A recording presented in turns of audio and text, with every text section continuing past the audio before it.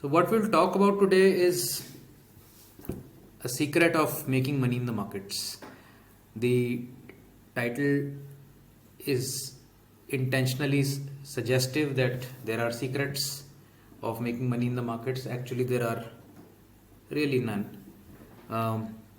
The idea here is that to take you through the journey, I tweeted about this today as well, to take you through the journey of the index of the last, let's say, 40 years and see how different periods, different market cycles have taken place. So I've taken a period of around 1992 when Harshad Mehta boom was there in 92, and India was getting liberalized at that point of time. So that it was a very different kind of a market environment where all animal spirits were let loose once the overseas investors were allowed and privatization of companies was done. So you can see that there can be instances in the life cycle of an index where these kind of phenomenal changes can happen. So in the 2 years leading up to the Harshad Mehta peak around 4500, and these are Sensex charts. Nifty started in 94, so I have taken Sensex charts. Harshad Mehta peak was 4500 somewhere in 92 April.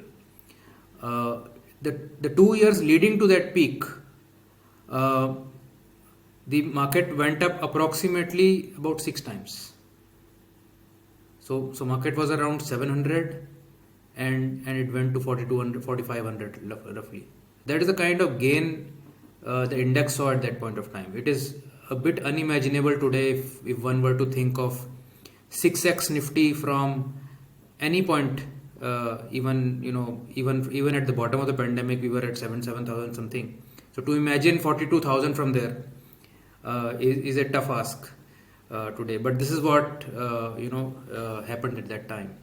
And after such a massive rally, and this was 6x only in 2 years. If you take the 10 years leading to the peak there, that would be nearly I would say maybe like 9 to 10x, or maybe even more. So we were in 1982 we were nearer to 200, so about 20x, about 22x for 10 years in the index. Just imagine what stocks would have gone through if the index went up 20x.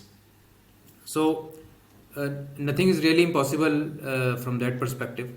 So after this massive run, and I'm going through this because everybody should know history of what's happened in the markets, right? Last 10 years is not just the only history in the market. So after a massive run of 20x, you would believe that or imagine that there has to be a cool off period after that. The market cannot keep going at that pace, and exactly that's what happened. From 92 till about 2003, the index went nowhere effectively. So 10 years you went 20x, and the next 11 years there was virtually no gain.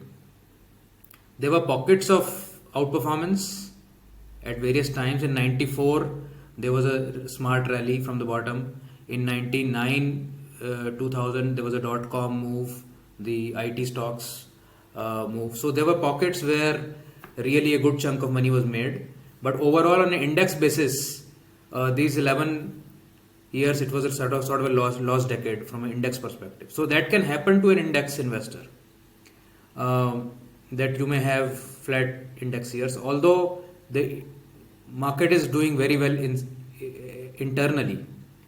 So index as you all know, is also a momentum index. The exchange rebalances every 6 months. It will take out the laggards, bring in the top players. Yet the index did not go up in those 10-11 years. What happened after that? So if somebody was in this period and doing indexing, they would have gotten totally frustrated by the end of it, right? And then the next time the index would have hit 4500 on this chart, they would have got out. Sort of similar to what happened in levers, what happened in Reliance, and what is now happening in ITC. I don't know if it will go up or down, but this is the kind of consolidation that results in multifold increase at some point of time. 2003 to 8, just see, we were just looking at those 10 years here in this shaded band, and just see what happened in the next 5 years. Index went up 7x. So if index was going up here and most people gave up here, that this always comes back and does not go, and this is a generational sort of mindset that 10 years nothing has happened to the index, why will it go up now? So don't allow rules that are based on previous few years of data to override the basis on which your system can work. So you have to leave the window open for being hopeful and being letting the opportunity help you. So that's why I always say, so imagine this is a multi-bagger stock, right? So it has been languishing here. Now it has just started to go up around 2003, 2004, and most people will get out there. And the next 5 years, it gave the most super return for that 15-year period. So why do you want to miss that?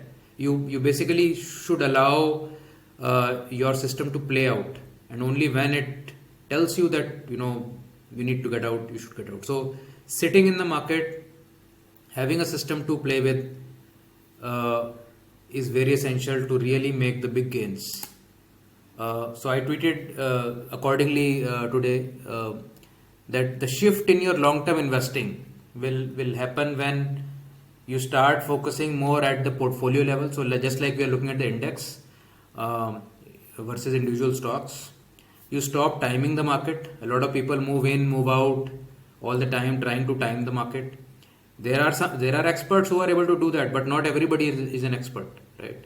So if you are not able to better the returns of the market by trying to time in, by bringing in capital, taking it out, doing ad hoc trades, then it's better to stay put, better to follow a strategy, better to sit in the market. Even if you know that the market is frothy and it can fall, but you can see that over a period of time, along with periodic sips, etc., you can create a good base on your portfolio, and continuously saving and investing, making it a boring activity actually. Again, momentum investing, one should give 3 to 5 years at least. We had a fantastic year.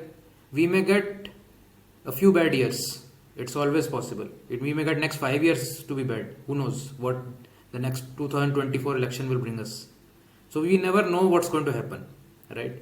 But we know that our system is capable of handling a huge bull run when it happens, and it does happen from time to time. It may take sometimes 5 years, it may take 3 years, it may take 7 years, but it will come, because that is the nature of the market.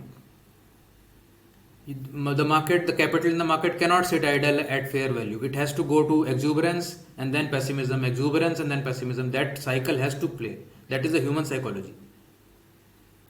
So if you are entering near a top, let's say Nifty has peaked at 15,700 or wherever we are.